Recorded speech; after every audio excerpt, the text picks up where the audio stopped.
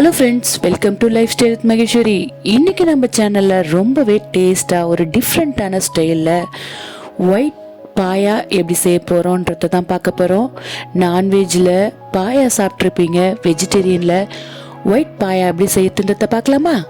இது இடியாப்பம், அதுக்கப்புறம் சப்பாத்தி கூட, இட்லி கூடலாம் சாப்பிட்றதுக்கு அட்டகாசமான டேஸ்ட்டில் இருக்கும். கண்டிப்பாக ஒரு முறை வெஜிடேரியனில் காலிஃப்ளவரை வச்சு நம்ம ஒயிட் பாயா எப்படி செய்யறதுன்றதை பார்க்கலாம். வாங்க வீடியோக்குள்ளே போகலாம். இது ரொம்பவே டேஸ்ட்டாக இருந்துச்சு.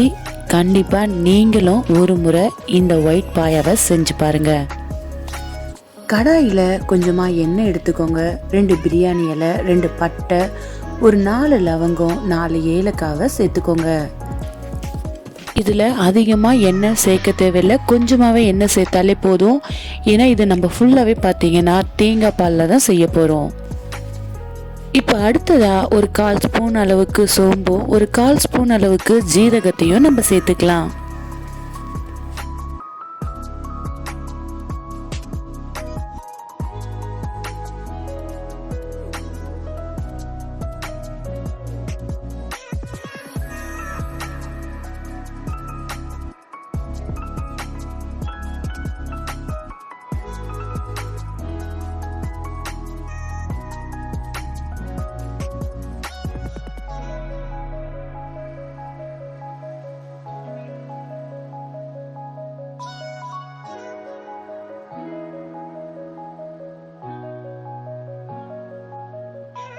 இப்போ அடுத்ததான் நம்ம வெங்காயத்தை சேர்த்துக்கலாம். ஒரு 4 பெரிய வெங்காயமாக நல்லா சிறுவாக கட் பண்ணி சேர்த்துக்கோங்க.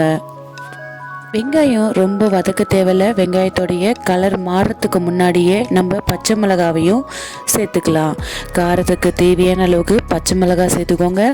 காரத்துக்கு நம்ம வேறு எதுவும் சேர்க்க போகிறதில்ல. ஒரு 12லேருந்து ஒரு 15 பச்சை மிளகாய் அளவுக்கு சேர்த்துக்கோங்க.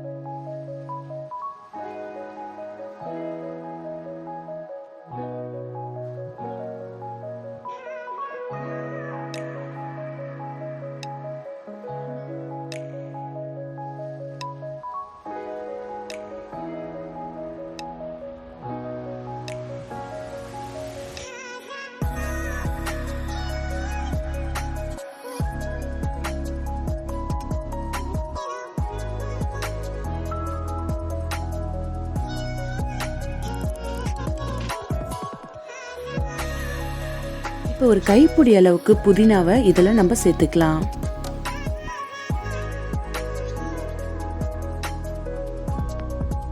புதினாவை சேர்த்து வதங்கினதுக்கு அப்புறமா இஞ்சி பூண்டை சேர்க்க போகிறோம். ஃபஸ்ட்டு நான் சேர்க்க போகிறது பூண்டு பேஸ்ட்டு.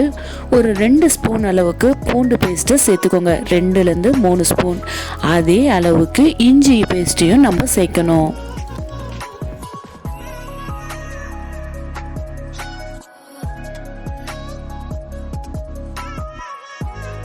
இஞ்சி பேஸ்ட்டும் ஒரு 3 ஸ்பூன் அளவுக்கு சேர்த்துக்கோங்க. இஞ்சி பூண்டோடைய பேஸ்ட்டை சேர்த்ததுக்கு அப்புறமா அதை நல்லா வதக்கி விடுங்க. அதோடைய பச்சை ஸ்மெல் போகட்டும்.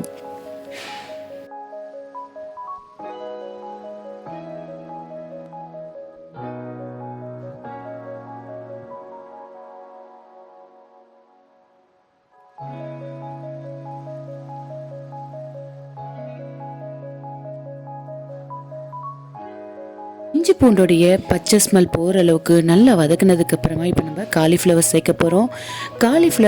காலிஃப்ளவரை சேர்க்கறதுக்கு முன்னாடியே நான் காலிஃப்ளவரை சுடு தண்ணியில் மஞ்சள் உப்பு போட்டு அதில் நல்லா கொதிச்சதுக்கப்புறமா காலிஃப்ளவரை சேர்த்து ஒரு 5 நிமிஷம் அந்த சுடு தண்ணியிலே விட்டு அதுக்கப்புறமா எடுத்து வச்சுருந்தேன். அந்த காலிஃப்ளவரை தான் இப்போ நான் சேர்த்துட்டேன். காலிஃப்ளவர் சேர்த்து நல்லா வதக்குனதுக்கப்புறமா ஒரு 30 முந்திரியும் ஒரு மூடி தேங்காவையும் நல்லா பேஸ்ட்டு மாதிரி அரைச்சி எடுத்துக்கோங்க. நல்லா பேஸ்ட்டு மாதிரி அரைக்கணும். அந்த மாதிரி அரைச்சதுக்கு அப்புறமா இதில் சேர்த்துருங்க. ஒரு கிண்ணத்தளவுக்கு தண்ணியை சேர்த்துருங்க. சேர்த்துட்டு அதை நல்லா கலந்து விட்டுட்டு இதை நல்லா காலிஃப்ளவர் வேகிற வரைக்கும் கொதிக்க விடுங்க. உப்பை சேர்க்காதீங்க, உப்பை நம்ம கடைசியில் தான் சேர்க்க போகிறோம்.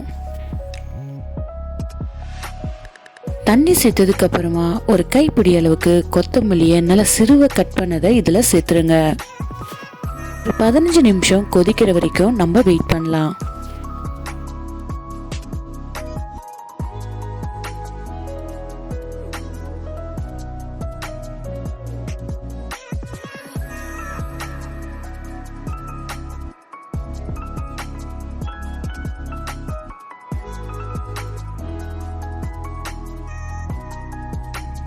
நிமிஷம் கொதிச்சதுக்கு அப்புறமா நீட்ல கட் பண்ண ஒரு 3 தக்காளியை இதுல சேர்த்துருங்க.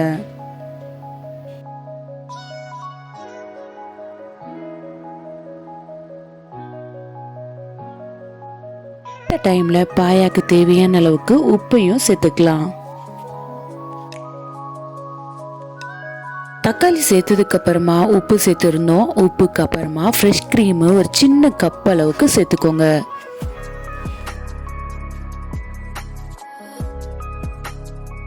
இப்போ கடைசியாக பார்த்தீங்கன்னா நம்ம தேங்காய் பால் தான் சேர்க்க போகிறோம். தேங்காய் பாலை நல்லா ஒரு மூடி தேங்காவை நல்லா அரைச்சி பால் எடுப்போம் பாருங்கள், திக்கான பால், அந்த பாலை மட்டும் இதில் சேர்த்தாலே போதும்.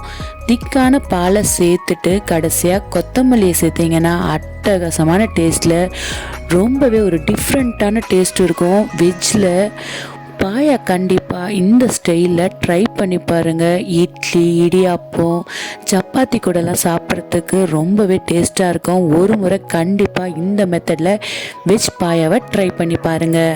ட்ரை பண்ணி பார்த்துட்டு எப்படி இருந்துச்சுன்னு மறக்காமல் கமெண்ட் பண்ணுங்கள். இந்த வீடியோ உங்களுக்கு பிடிச்சிருந்தா உங்கள் ஃப்ரெண்ட் அண்ட் ஃபேமிலிக்கு ஷேர் பண்ணுங்கள். மறக்காமல் லைஃப் ஸ்டைல் வித் மகேஸ்வரியை சப்போர்ட் பண்ணுங்கள், கமெண்ட் பண்ணுங்கள், லைக் பண்ணுங்கள். மறக்காமல் பக்கத்தில் இருக்க பெல் ஐக்கானை கிளிக் பண்ணுங்கள்.